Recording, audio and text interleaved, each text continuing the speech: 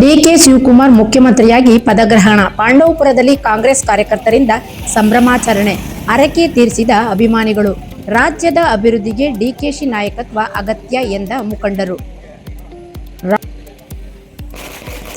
ರಾಜ್ಯದ ನೂತನ ಮುಖ್ಯಮಂತ್ರಿಯಾಗಿ ಡಿಕೆ ಶಿವಕುಮಾರ್ ಅಧಿಕಾರದ ಚುಕ್ಕಾಣಿ ಹಿಡಿದ ಹಿನ್ನೆಲೆಯಲ್ಲಿ ಪಾಂಡವಪುರದಲ್ಲಿ ಕಾಂಗ್ರೆಸ್ ಮುಖಂಡರು, ಕಾರ್ಯಕರ್ತರು ಹಾಗೂ ಅಭಿಮಾನಿಗಳು ಸಂಭ್ರಮಾಚರಣೆ ನಡೆಸಿ ಪಟಾಕಿ ಸಿಡಿಸಿ ಸಿಹಿ ಹಂಚುವುದರ ಮೂಲಕ ಡಿಕೆ ಶಿವಕುಮಾರ್ ಅವರಿಗೆ ಶುಭಾಶಯ ಕೋರಿದರು. ಡಿಕೆಶಿ ನೇತೃತ್ವದಲ್ಲಿ ರಾಜ್ಯ ಮತ್ತಷ್ಟು ಅಭಿವೃದ್ಧಿಯತ್ತ ಸಾಗಲಿ ಎಂದು ಹಾರೈಸಿದರು.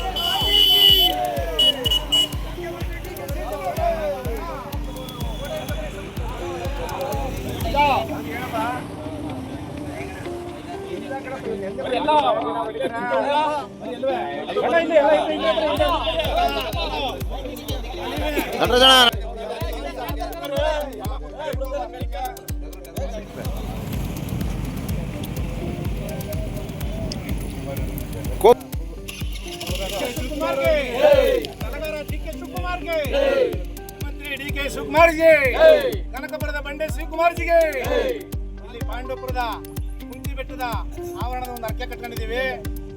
ಡಿಕೆ ಶಿವಕುಮಾರ್ ಮುಖ್ಯಮಂತ್ರಿ ಆದ್ರೆ ನಮ್ಮ ಕುಂತಿ ಬೆಟ್ಟ ಪಾಂಡವರು ವನವಾಸ ಮಾಡೋ ಸ್ಥಳ, ಇಲ್ಲಿಗೆ ಬರಬೇಕು ಅಂತ ನಾವು ಅರ್ಕೆ ಮಾಡ್ಕೊಂಡಿದ್ದೀವಿ. ಇಲ್ಲಿಗೆ ಅವರ ಅರ್ಕೆ ಕುರಿನೂ ಕಟ್ಕೊಂಡಿದ್ದೀವಿ, ಅರ್ಕೆ ಮಾಡಿಸ್ತಾ ಇದ್ದೀವಿ. ಅದಕ್ಕೆ ನಮ್ಮ ಗ್ರಾಮ ದೇವತೆ ಕುಂತಿ ಬೆಟ್ಟದ ಸ್ಥಳ ಭಾಗದಲ್ಲಿ ನಮ್ಮ ಗ್ರಾಮ ದೇವತೆ ದೇವಿರಮ್ಮ ಸತ್ಯವತಿ ಅವಳು, ಆ ಸತ್ಯವತಿ ದೇವಿಗೆ ಅರ್ಕೆ ಕಟ್ಕೊಂಡಿದ್ದೀವಿ. ಮುಖ್ಯಮಂತ್ರಿ ಆದರೆ ನಮ್ಮ ಗ್ರಾಮಕ್ಕೆ ಕರ್ಸ್ಕೊತೀವಿ ಅಂತ ಈ ಮುಖ್ಯಮಂತ್ರಿನ ಆಶ್ವಾಸನೆ ಪಡಿಸ್ಕೊಂಡಿದ್ದೀವಿ. ದಯಮಾಡಿ ಆ ದೇವಿರಮ್ಮ ನಮ್ಮ ಕುಂತಿ ಬೆಟ್ಟದ ಪಂಚ ಪಾಂಡವರು ಭೀಮನಂತ ಶಕ್ತಿ ಕೊಟ್ಟು ಅವ್ರಿಗೆ ಮುಖ್ಯಮಂತ್ರಿಯ ಇನ್ನು 7 ವರ್ಷ ಅವಧಿ ಅವ್ರಿಗೆ ಮುಖ್ಯಮಂತ್ರಿ ಸ್ಥಾನ ಆಗೇ ಆಗ್ತಿದೆ ಅಂತ ನನಗೆ 100% ಭರವಸೆ ಆಗಿದೆ. ಅದಕ್ಕೆ ಶಕ್ತಿ ದೇವತೆ ಕೊಟ್ಟು 7 ಕೋಟಿ ಸಮಸ್ತ ಜನತೆಗೆ ಒಳ್ಳೆ ಬೆಳೆ ಎಲ್ಲ ಆಗಿ ಅವ್ರಿಗೆ ಶುಭ ಹಾರೈಸಿ ಮಾಡಿ 7 ವರ್ಷ ಇನ್ನು 7 ವರ್ಷ ಅವಧಿ 7 ಕಟ್ಟಡದಂತೆ ಬೇಸ್ಮೆಂಟ್ ಹಾಕಿದ್ದಾರೆ ಸಿದ್ದರಾಮಯ್ಯರು ಮುಖ್ಯಮಂತ್ರಿಯರು. ಇಲ್ಲಿ ಗಂಟೆ ಬೇಸ್ಮೆಂಟ್ ಹಾಕಿರೋದು 7 ಅಡಿ ಅಗಲ 7 ಅಡಿ ಎತ್ತರಕ್ಕೆ. ಆ 7 ಅಂತಸ್ತಿ ಕಟ್ಟಬೇಕಾದ್ರೆ 7 ವರ್ಷ ಅವಧಿ ಬೇಕು. ಖಂಡಿತ ಈ 7 ವರ್ಷದ ಅವಧಿಯಲ್ಲಿ ಮುಖ್ಯಮಂತ್ರಿ ಮಾಡೇ ಮಾಡ್ತಾರೆ.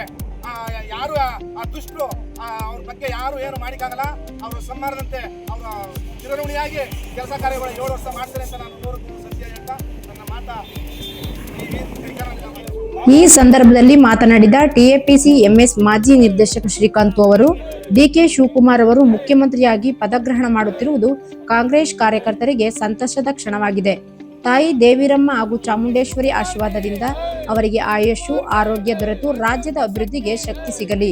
2028ರ ಚುನಾವಣೆಯಲ್ಲೂ ಅವರ ನಾಯಕತ್ವದಲ್ಲಿ ಕಾಂಗ್ರೆಸ್ ಮತ್ತೆ ಅಧಿಕಾರಕ್ಕೆ ಬರಲಿ ಎಂದು ಶುಭ ಹಾರೈಸಿದರು. ನನ್ನ ನೆಚ್ಚಿನ ನಾಯಕರು ದೀನದಲಿತ ಬಂದು ಮತ್ತು ನನ್ನ ಕರುಣಾಮಯಿಯಾದಂಥ ನನ್ನ ವೈಯಕ್ತಿಕ ನೆಚ್ಚಿನ ನಾಯಕರಾದಂಥ ಡಿಕೆ ಶಿವಕುಮಾರ್ ಅವರ ಮುಖ್ಯಮಂತ್ರಿ ಪದಗ್ರಹಣದ ಹಿನ್ನೆಲೆಯಲ್ಲಿ ಇವತ್ತು ಈ ಸೇರಿರುವ ಎಲ್ಲ ನನ್ನ ನೆಚ್ಚಿನ ಕಾರ್ಯಕರ್ತರ ಒಂದು ಅಭಿಮಾನಕ್ಕೋಸ್ಕರ ಇವತ್ತು ಈ ಕಾರ್ಯಕ್ರಮವನ್ನು ಆಯೋಜಿಸಿಕೊಂಡು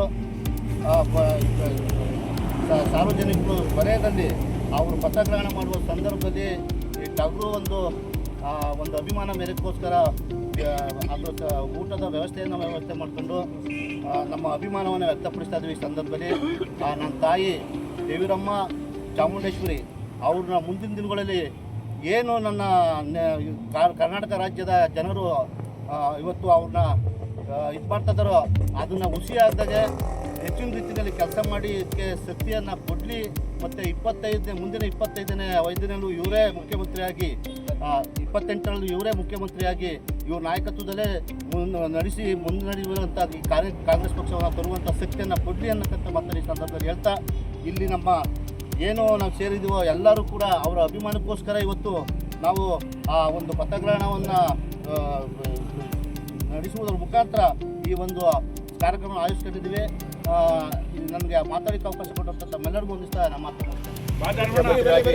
ಕಾಂಗ್ರೆಸ್ ಮುಖಂಡ ಸಿಎಂ ಮಹೇಶ್ ಮಾತನಾಡಿ, ಉಳಿದ 2 ವರ್ಷದ ಅವಧಿಗೆ ರಾಜ್ಯದ ಮುಖ್ಯಮಂತ್ರಿಯಾಗಿ ಅಧಿಕಾರ ವಹಿಸಿಕೊಂಡಿರುವ ಡಿಕೆ ಶಿವಕುಮಾರ್ ಅವರಿಗೆ ಅಭಿನಂದನೆಗಳು. ಈ ಅವಕಾಶ ನೀಡಿದ ಕಾಂಗ್ರೆಸ್ ಹೈಕಮಾಂಡ್ಗೆ ತಾಲೂಕು ಕಾಂಗ್ರೆಸ್ ವತಿಯಿಂದ ಧನ್ಯವಾದ.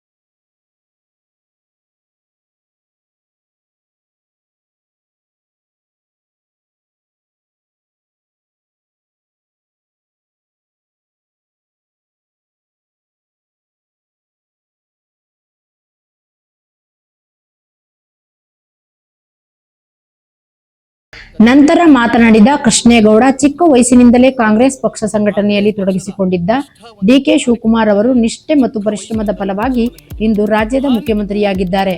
ರಾಜ್ಯದ ರೈತರ ಬೆಳೆಗಳಿಗೆ ಉತ್ತಮ ಬೆಲೆ ದೊರಕುವಂತೆ ಕಾರ್ಯನಿರ್ವಹಿಸಿ ರಾಜ್ಯದ ಅತ್ಯುತ್ತಮ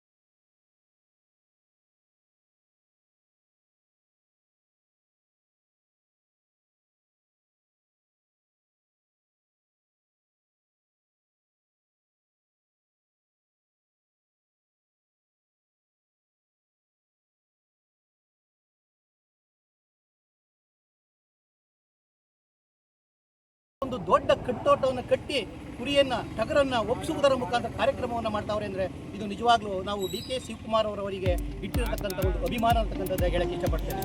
ನಮ್ಮ ಶಾಸಕರು ಸಹ ಡಿ.ಕೆ. ಶಿವಕುಮಾರ್ ಅವರ ಜೊತೆಯಲ್ಲಿ ಭಾಳ ಚೆನ್ನಾಗಿದ್ದಾರೆ.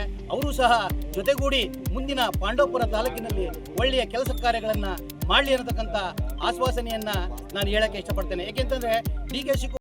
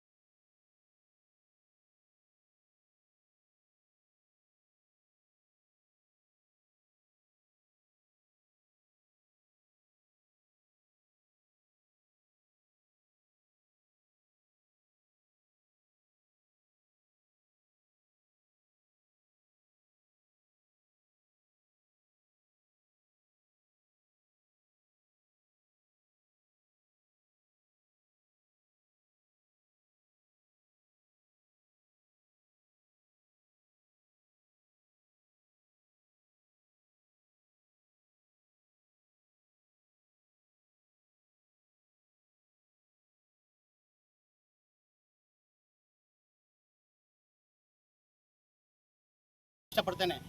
ಹೇಳ್ತಾ ನನ್ನ ಎರಡು ಮಾತುಗಳನ್ನು 2 ವರ್ಷದ ಅವಧಿಯಲ್ಲಿ ಯಾರ ಕಣ್ಣು, ನಾಯಿ ಕಣ್ಣು, ನರಿ ಕಣ್ಣು, ವಿರೋಧ ಪಕ್ಷದವ್ರ ಕಣ್ಣು, ಯಾರ ಕಣ್ಣು ಡಿ.ಕೆ. ಶಿವಕುಮಾರ್ಗೆ ಬೀಳದೇ ಇರಲಿ ಅಂತ ನಾವು ಟಗರ್ ಬಿರಿಯಾನಿ ಮಾಡ್ತಾವೆ.